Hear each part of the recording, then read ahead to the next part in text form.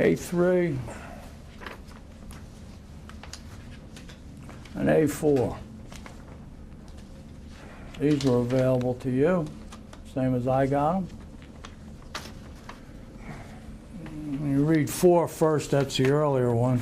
This is from around 1950, it is October 18th, 1950, where the police commissioner, Craig Ellis, was under subpoena for a grand jury investigating vice, pulled over to the side of the road and blew his head off.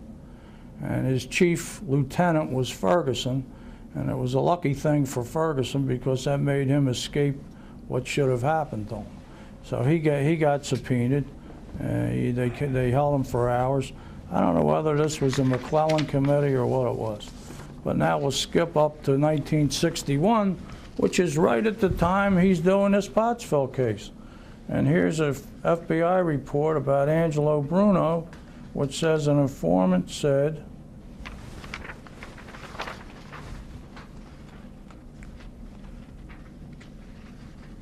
down the bottom, second page.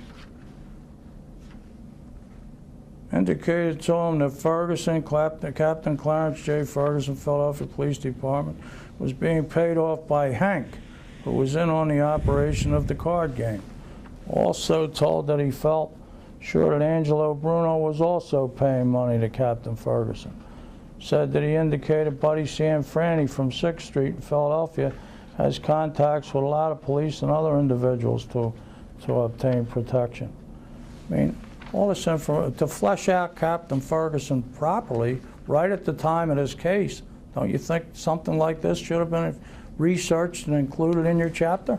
There may be a writer or historian who would, and certainly I would do it if I was writing a book on Pottsville or on Captain Ferguson.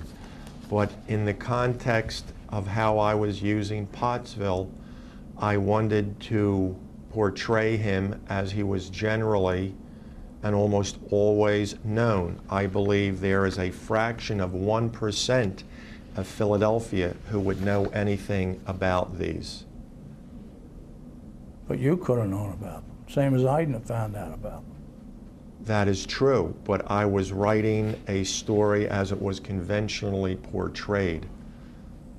But conventionally portrayed doesn't mean anything.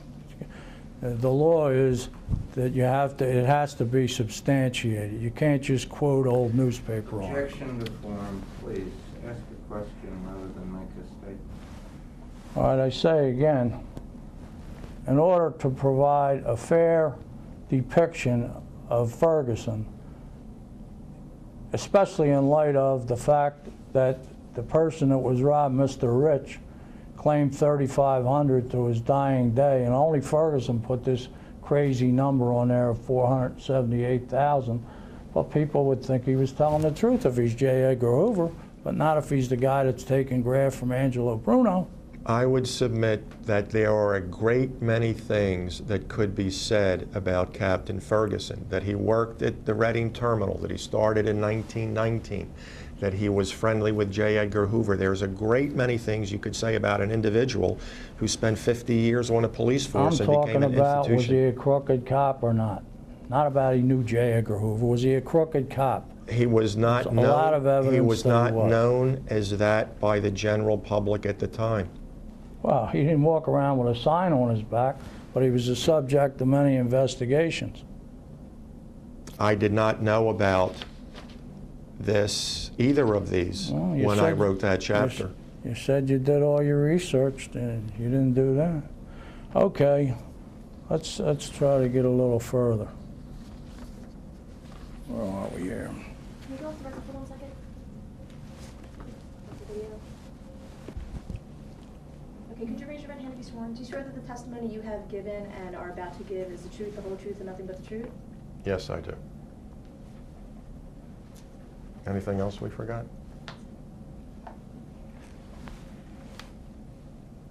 I'm a novice. What's their excuse?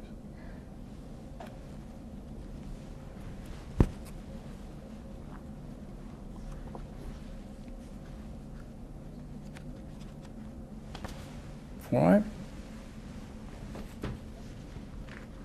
Okay. Now we'll go to your documentation, starting out with the 1980 Crime Commission report. There's a third copy of this around here somewhere.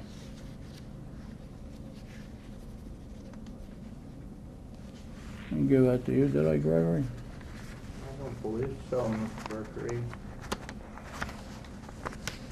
Do you want me to get a full copy of the 80 report? Would that be convenient to you? Well, see if we need it. I don't know. I don't think we'll need it. There it is. There it is. There. Going to enter this as Exhibit 5. Okay.